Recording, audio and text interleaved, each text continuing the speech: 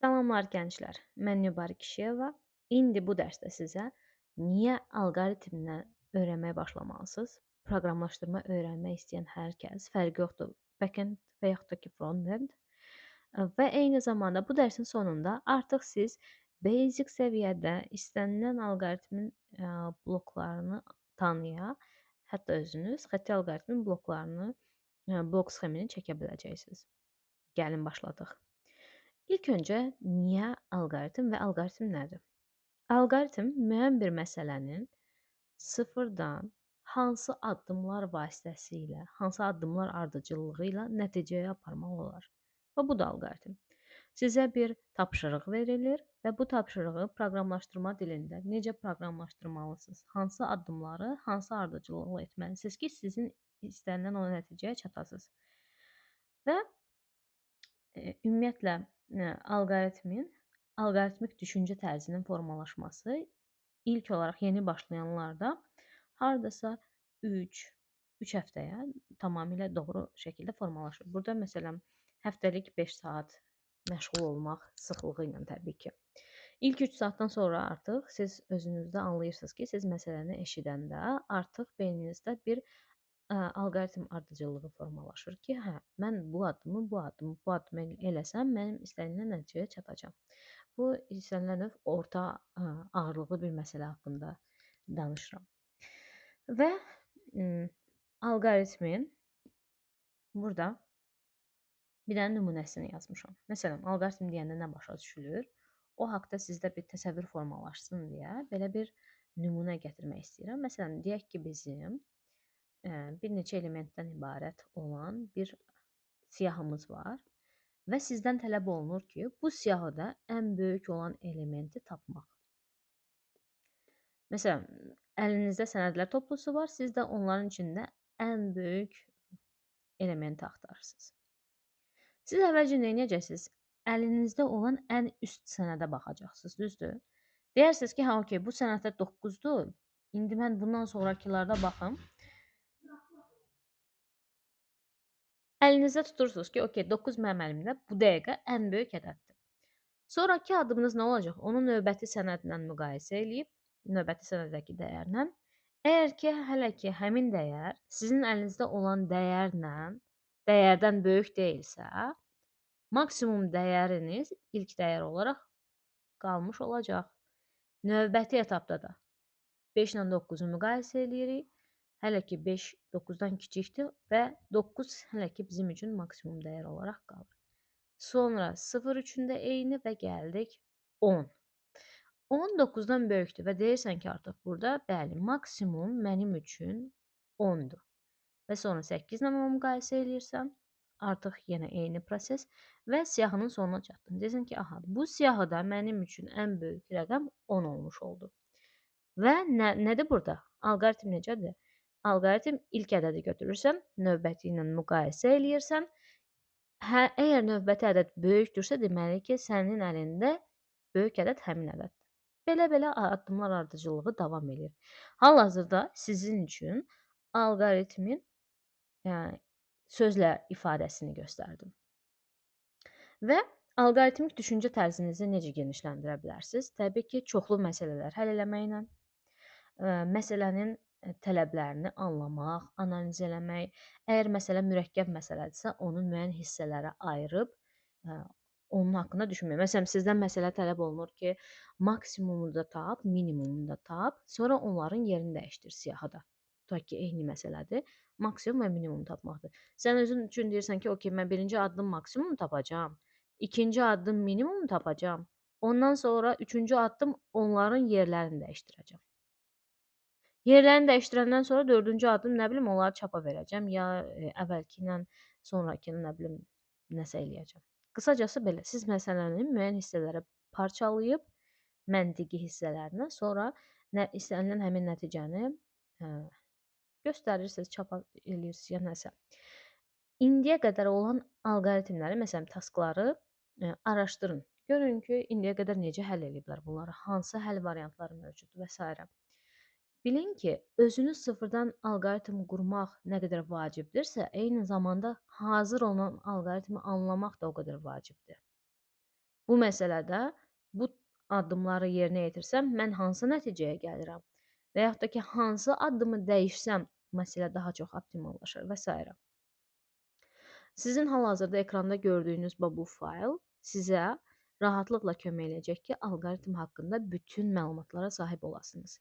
Burada sadəcə axırıncı 2 mövzu daha advanced səviyyə mövzudur alqoritm haqqında. Bunu siz proqramlaşdırma öyrənəndən sonra artıq daha dərinləşdirəcəksiniz özünüzdə. Amma hal-hazırda bu hissəyə qədər olan bütün alt başlıqlar sizə proqramlaşdırma öyrənməmiş lazımdır. Heç bir proqramlaşdırma biliyiniz yoxdursa belə, burdakı dərs sizə kömək eləyəcək ki, siz alqoritmik düşünməyi bacarasınız və bu sizə nəyi sövq eləyir? Artıq sən proqramlaşdırma dilində müəyyən o operatorları, o sözləri, yazılış qaydasını, struktur, arxitektura qaydasını öyrənəndə məsələni necə həll edəcəksən, problemi çəkməyəcəksən və burada proqramlaşdırma dilini öyrənmək sənə daha rahat olacaq. Öncəki varianta nəzərən. Okay, davam edirik. Və bunun üçün sən birinci, sənin əlində olan alqoritmləri necə ifadə eləməlisən, bunları anlamalısan.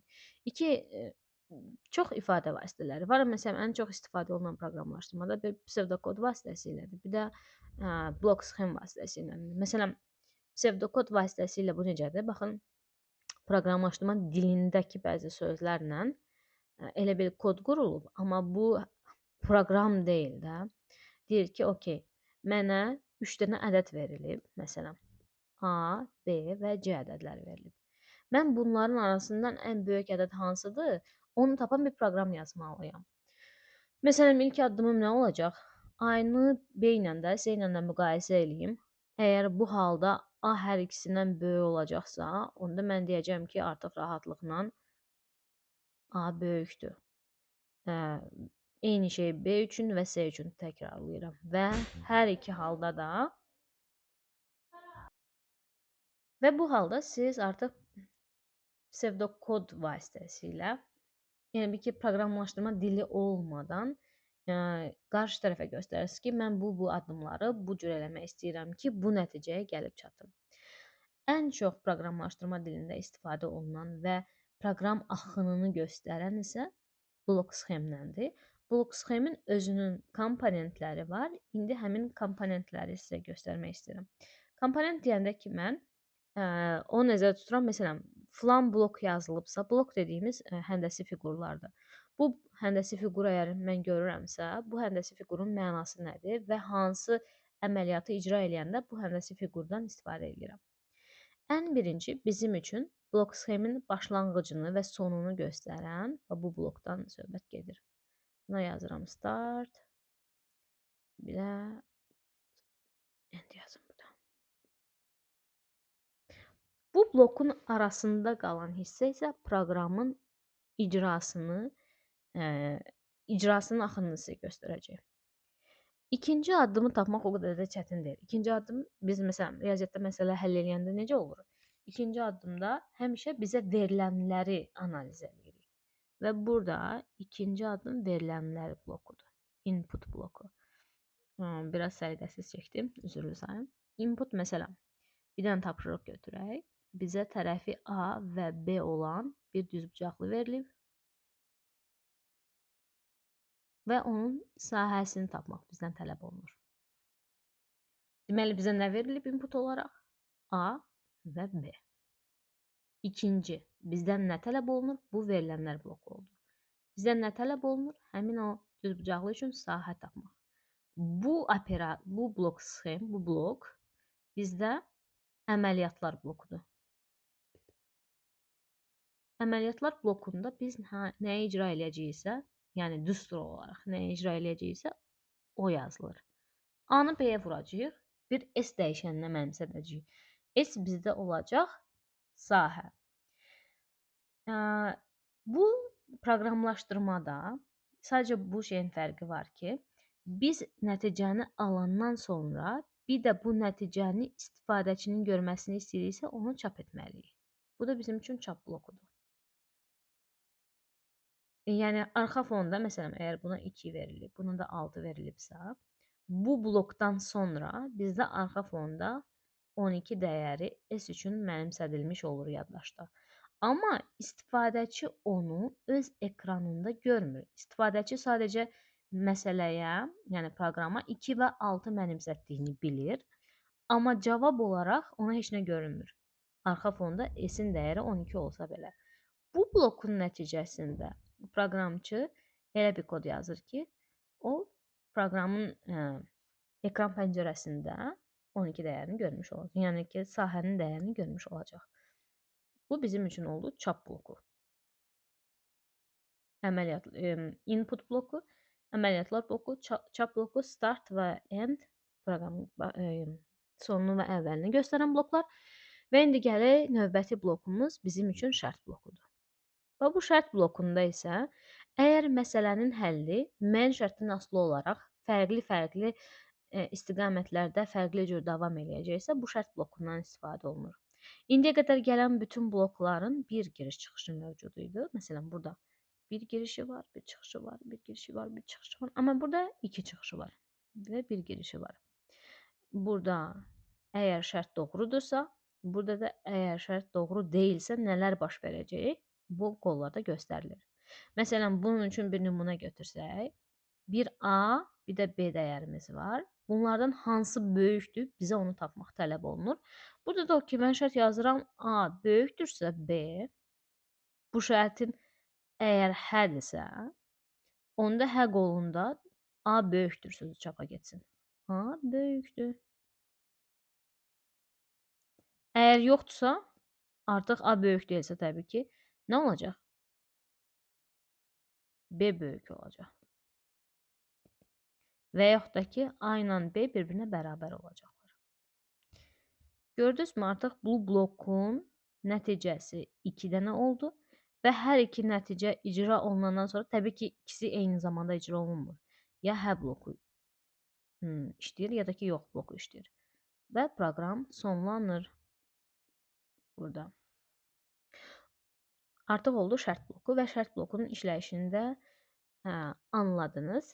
Və bundan sonraki isə gəlir bizim üçün dövrü blok. Dövrü blokun məqsədi isə, məsələn, siz hər hansı bir əməliyyatı bir neçə dəfə icra eləyəcəksinizsə, onda biz dövrü blokdan istifadə edirik. Məsələn, bir var, salam sözünü 10 dəfə çap eləmək istəyirsənsə, 10 dənə çap bloku çəkmək. Bir də var, bir dənə dövr qurmaq, hansı ki, özü 10 dəfə icra olunacaq və onun içində yazan operatorların hamısını da 10 dəfə icra eləyəcək. Bu blokdur. Bu. Altı bucaqlı. Məsələn, o blok üçün bir dəyişən götürülür, o dəyişənə bir dəyər verilir və sonuncu dəyər verilib. Məsələn, 1-dən 10-a qədər. Neynəsin bu? 10 dənə salam sözü çapa versin. Necə burada işləyiş gedir? Birinci dəyər götürülür, bir dəfə icra olunur, sonra gedir, ikinci dəyər götürülür. İkinci dəfə icra olunur, 3, 4, 5, 10-a çatanda artıq, yəni 10-cu da çap olunub qutaranda artıq dövr dayanır və dövrün sonuna getmiş oluruq. Proqramı sonlandırırıq. Bunun təbii ki, əvvəli mövcuddur. Burada əvvəlinə dəymirəm. Əvvəlində nə istəyirsə ola bilər. Amma dövrün özü belə işləyir. İlkin versiyada lazım ola biləcək bütün blokları izah elədiyimi düşünürəm. Görüm, unutduğum bir şey qalmayıbmı? Okey, yəni bütün bloklar izah olundu və keçirəm bura. Artıq sizin üçün, məsələn, burada bir nümunə qoymuşam və onun altda izahını vermişəm. Bu faylı videonun altına bəlkə edəcəm. İstəsəniz videonun altına yorumlarınızı bildirərsiniz, istəsəniz Instagram səhifəmdən yaza bilərsiniz. Ümumiyyətlə, nədən yazmaq sizə rahatsa, oradan yazıb sualınızı və yaxud da ki, təkliflərinizi, iradlarınızı bildirə bilərsiniz. Məsələn, burada ilk öncə çalışın, buradakı sxemi özünüz analiz edin və yaxud da ki, sonradan burada yazdığım qeydləri oxuyub nə dərəcədə analiziniz doğrudur, onu qiymətləndirin. Ümumiyyətlə, alqoritmin 3 növü var. Biri xətti alqoritmdir, ikincisi şərt budaqlanan alqoritmlərdir və üçüncü dövrü alqoritmlərdir. Hal-hazırda siz artıq rahatlıqla bütün xətti alqoritmlərə aid məsələləri həll edə bilərsiniz. Bu necə bir məsələdir? Heç bir şərti yoxdur. Sadəcə input verilib və sizdən nəyisə hesablamaq tələb olunur. Bunlar hamısı xətti alqoritmlərə aid. Məsələn, bir nümunəni bayaq işləmişdik və yaxud da ki, bir dənə də nümunə desəm, kvadrat verilib sizə, tərəfi verilib, sizdən perimetri tələb olunur. Nədir? Yenə də başlayırıq start blokunda. Sonra inputumuzu alırıq. Bizim üçün input nədir burada? A-nın dəyəri. Ondan sonra icraya keçirik. Nə icra olunmalıdır? Perimetrdə A4-ə vurulacaq. Və ondan sonra istifadəçinin görməsini istəyirik. Ona görə də perimetrin özünü çapa veririk. Burada P yazmışıq, amma istifadəçi çapda dəyər nədirsə, həmin o dəyərin riyazi dəyərini görəcək də, belə deyim. Və ondan sonra da son, startla başladım, sonla bitirdim, qarışdırdım. Qısacası bu bizim üçün alqoritm olmuş oldu.